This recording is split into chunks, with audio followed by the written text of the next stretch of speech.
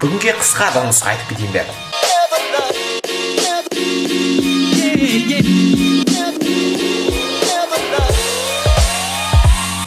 Йоу, жа.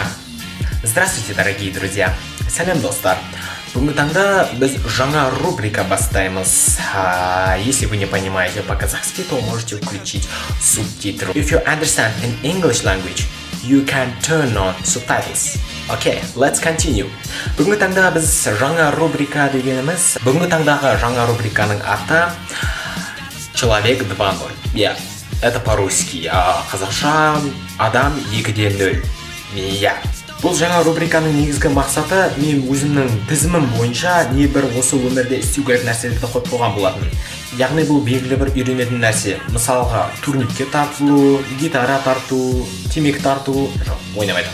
Шпагатқа отыру және де тағы басқалар. Яғни челлендж сияқты. Ал бірақ челлендж бола тұра, бұл адамды деградациялау емес. Бұл адамды дамыту ретінде. Яғни біз бір-бірімізді дамытамыз. Сондықтан осы рубриканы қарсы аламыз. Ал сіздермен болған Жан Тәңір және де Казахи онлайн каналы. Давайсыздар, достар.